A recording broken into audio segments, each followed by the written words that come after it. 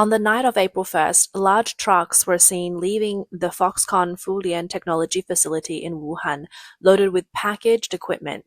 The TikToker noted that the equipment had been moved for over a month and the process was nearly complete. Sources close to the situation suggest that the relocation could have been finished earlier, but the government intervention slowed the process.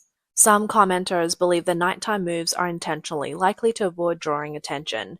Other users suggested that the equipment might be moved to Vietnam, possibly due to Foxconn not receiving orders for the iPhone 17. On April 3rd, another video on TikTok showed a Foxconn Wuhan employee filming neatly packed equipment ready to be shipped out. The employee remarked, "The CNC machines, which have been with us for countless days and nights, are now packed and ready. The trucks are here and they're quietly leaving. Will we miss them?" A user asked whether the Foxconn Wuhan facility was closing, to which the vlogger confirmed. Another commenter expressed hopes for more companies like Foxconn in Hubei, even though they were critical of Foxconn's wages as it provided employment for people without formal education. The relocation of Foxconn Shenzhen equipment has also attracted attention. On April 16th, a video from Shenzhen TikToker user showed trucks hauling equipment daily at the Foxconn electronics plant. The user noted that workers over time was being consumed by the constant moves. On March 24th, another video from Shenzhen showed large trucks leaving the Foxconn Longhua facility loaded with equipment. A user asked whether Foxconn was relocating equipment for renovations. The video uploader responded that it was more likely the equipment was being moved overseas and wondered how long the Longhua facility could continue. As Apple's largest contract manufacturer, Foxconn's actions often reflect Apple's intentions. The ongoing moves from Wuhan and Shenzhen factories confirm Apple's shift of production capacity to India, Vietnam, and other locations. But Chinese media is highly sensitive to such news, and mainstream reports are scarce, with most information coming from social media platforms like Douyin, Chinese version of TikTok. Since the onset of the China-US trade war in 2018, Apple has been gradually shifting its supply chain out of China. The return of Donald Trump to power and the renewed tariff battle with China have been further escalated Apple's moves away from China, but the Chinese government appears reluctant to see the shift. According to an April 14th report by Nikkei Asia, Apple is using the US-provided 90-day tariff waiver period to accelerate the expansion of its core supply chain in India and Vietnam, increasing production capacity at overseas factories. Meanwhile, Beijing has been implementing stricter customs checks, attempting to slow down this transition. Several sources have confirmed that in recent months, Chinese authorities have intensified customs inspection, causing significant delays in the export of production equipment from China, nearly halting the process. An Apple assembly plant executive stated, "It's not that we're unwilling to expand capacity, but the problem remains exporting equipment from China is always a challenge." Nikkei had previously reported that Apple faced more stringent scrutiny from Chinese customs and exporting materials and production equipment overseas. The executive further mentioned that the company had to bear additional air freight costs due to these delays. A manager from one of Apple's major suppliers also confirmed Apple is accelerating its efforts to diversify its business away from China. He also noted that Apple was previously considering establishing multiple component production bases in Thailand. A source told Nikkei that Apple has been assisting suppliers from other countries in purchasing equipment, which will increase iPhone production in India by millions of units. Apple has also asked her suppliers to shift from the MacBook and iPad production required for the US market to Vietnam. Apple plans to produce at least 50 million iPhones in India by 2025, with India becoming the production center for the majority of iPhone models sold to the US. Earlier this year, Apple requested its major suppliers to increase iPhone production in India, but local factories are running at full capacity and further expansion faces challenges. Multiple sources reveal that Apple has also requested suppliers to ship as many components as possible from China to Southeast Asia and India to meet US market demand. Meanwhile, sources told Nikkei that Apple has instructed suppliers to accelerate the transfer of production of components like printed circuit boards to Thailand and other non-China regions. However, components such as conductors, mechanical parts, and metal housing, due to China's cost advantage in production, are nearly impossible to move large-scale production to other regions. China has shown great sensitivity to news about Apple's supply chain shift. In recent industry report, Hong Kong-based analyst Min-Chi Kuo of TF International Securities noted that the production lines in China dedicated to assembling iPhones for the US market remains idle. This suggests that starting from the second quarter, India will fully take over the production and export plans for iPhones destined for the US market. However, mainland Chinese media deliberately misinterpreted Kuo's statements, reporting that he said Apple's iPhone production lines in China fully ceased production on April 9th. They even called in supply chain experts to debunk the rumors. On April 14th, Kuo clarified his early remarks, stating that he never claimed all iPhone's assembly lines in China had stopped. He also clarified that his comments did not involve assembly lines or production lines for iPhones and components intended for markets outside the US. He expressed confusion over the distortion of his report by Chinese media. In fact, Kuo's analysis should be credible. Recently, Foxconn, largest Apple assembly plant in Zhengzhou, China, paused its hiring efforts just 2 days after opening recruitment. 还没有开始2天又停了啊。 It hasn't even been 2 days, and they stopped again. Foxconn stopped again, folks. They brought in so many workers, but can't send them out. This year, you see, things are really tough. A local recruitment agent in Zhengzhou who has long worked with Foxconn reported that the company's situation this year seems less promising. The scale of hiring was smaller and wages were lower compared to previous years. Surprisingly, Foxconn filled all positions the day after recruitment opened on April 14th. 老乡们真是万万想不到啊。 Folks, I really didn't expect this. Foxconn offers such low pay, but when the system opened today, it only took about 20 minutes to register 2,000 people. It looks like Foxconn is still pretty popular, folks. The overall situation this year isn't great. A slap in the face again. Folks, we thought with Foxconn offering such low pay, no one would come. But then the system opened, and 3,200 people signed up. The spot was filled, and it stopped recruiting in less than 2 days. Folks, do you really think they'll raise the pay with so many people signing up? A lot of people are waiting to see if the pay goes up before coming. But now, folks, there aren't many people left. A commenter mentioned that when wages drop, it's hard to raise them again, but there are always people willing to take the jobs. Another recruiter responsible for sourcing workers for Foxconn commented that the limited recruitment might be related to the ongoing China-US tariff war. 老乡们刚去富士康 Folks, the Hong Kong area Foxconn stopped recruiting again. Just a few days in? Today is the first day, and then they sent out a notice saying tomorrow's the last day for interviews. It's only been 2 days, and today they already signed up 2,000 people. I think Foxconn probably doesn't need more people to fill these positions. They've got enough. It's probably already saturated. Now they've suddenly stopped recruiting, and I think it's related to those Americans. I guess the orders are down.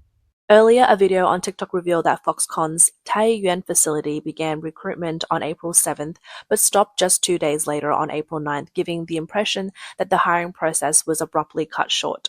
This decline in recruitment at Foxconn in China contrasts with the continued expansion of production in India. Reports indicate that iPhone assembly in India has surged by nearly 60% in the past year, showing that Apple is accelerating its effort to diversify its supply chain and reduce dependence on China, with production capacity steadily shifting overseas.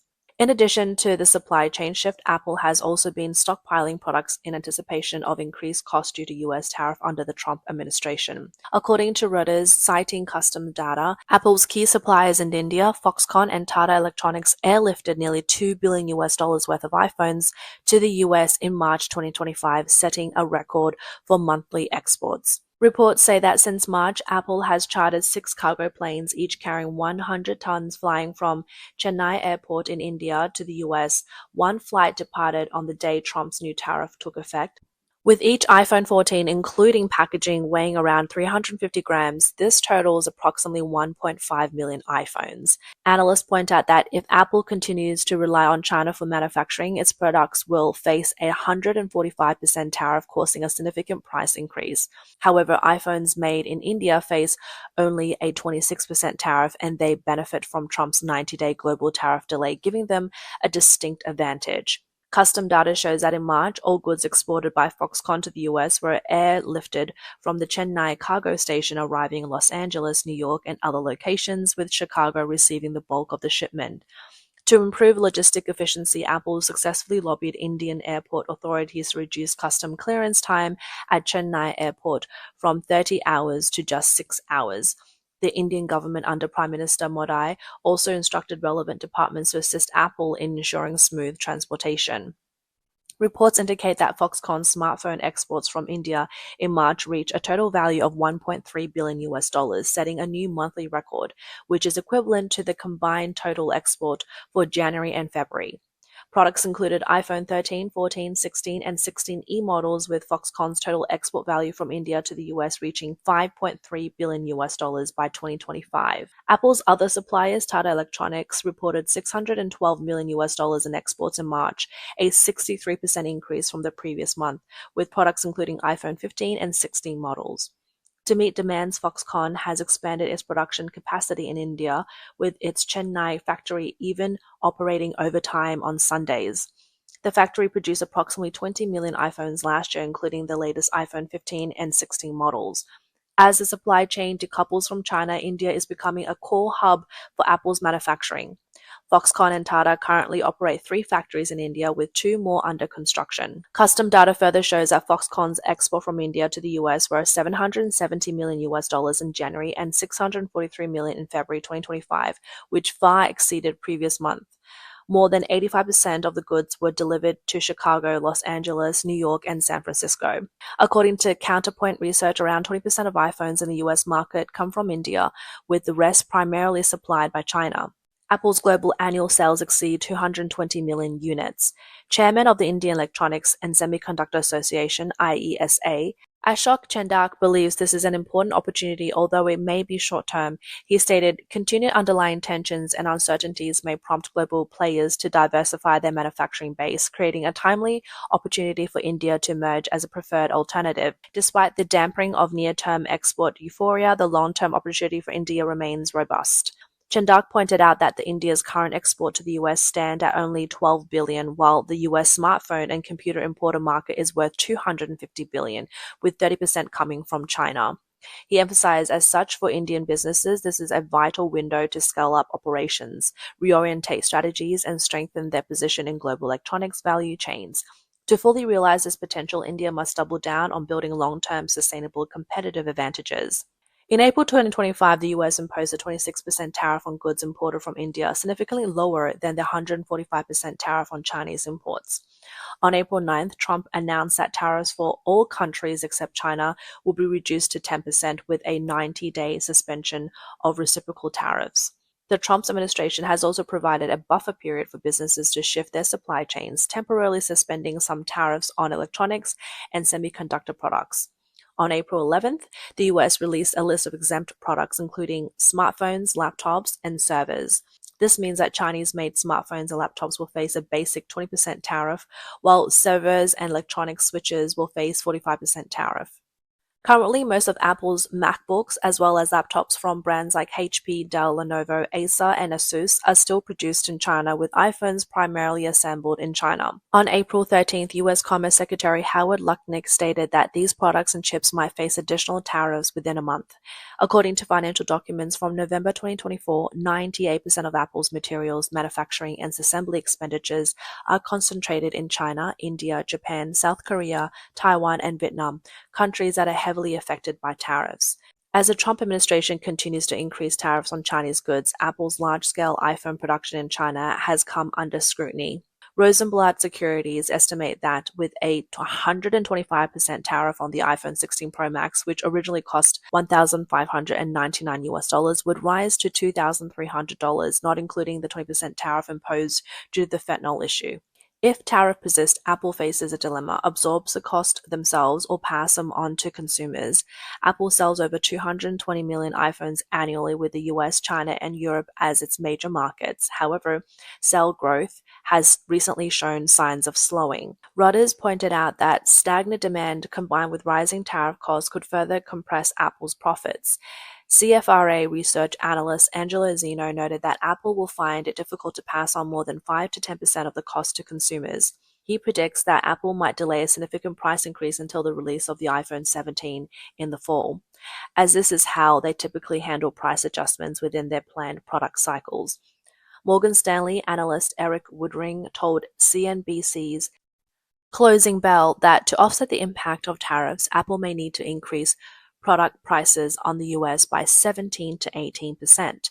In 2019, during Trump's first term, Apple received tariff exemptions. However, during this return to the White House, Trump emphasized that tariffs were aimed at bringing manufacturing back to the US and Apple was not granted exemptions. Trump publicly singled out Apple, stating its commitment to invest $500 billion in the US, including sourcing components and chips from US suppliers, but not committing to large-scale production of products in the US. White House spokesperson Caroline Leavitt previously said that Trump believes products like iPhones can be made in the US, saying he believes we have the labor, we have the workforce, and we have the resources to do it. She also mentioned that Apple announced plans to invest $500 billion over the next 4 years to expand US factories. Leavitt emphasized that Trump is focused on emerging technologies like artificial intelligence and hopes to bring both traditional manufacturing and high-tech jobs back to the US. In a CBS Face the Nation appearance, Commerce Secretary Lucknick said, "The army of millions and millions of people screwing in little screws to make iPhones, that kind of thing is going to come to America. It's going to be automated." Lucknick also stated in a CNBC interview that tariff policies are not only about the economy but also national security. He warned that over-dependence on overseas pharmaceuticals and semiconductor supply chains could make it impossible to obtain antibiotics or critical components in a war, presenting an unacceptable risk.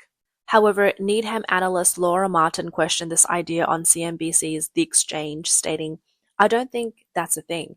She noted that if Apple produced iPhones in the US, cost would rise significantly. Wedbush analyst Dan Eves also mentioned that US-made iPhones could cost as much as $3,500. Martin further pointed out that it would take years for Apple to move its supply chain to the US. Reports also suggest that Apple other suppliers Luxshare is considering moving more production lines out of China, including setting up factories in the US. The relocation of equipment for Foxconn Wuhan and Shenzhen factories, as well as Luxshare's consideration of US facilities, highlights Apple's accelerating efforts to exit China's supply chain. Meanwhile, the rapid rise of emerging markets like India and Vietnam signals that China's role as a world's factory is coming to an end. Despite China's attempt to curb this trend through customs restrictions and media control, these efforts are unlikely to reverse the larger shift. The ongoing economic confrontation between China and the US has extended beyond tariffs into the financial and technology sector, carrying risks of complete decoupling and geopolitical conflict. For Apple, the supply chain shift involves more than just business interests. It deeply impacts its global competitiveness. This shift could mark the beginning of deeper changes in both US-China relations and global trade.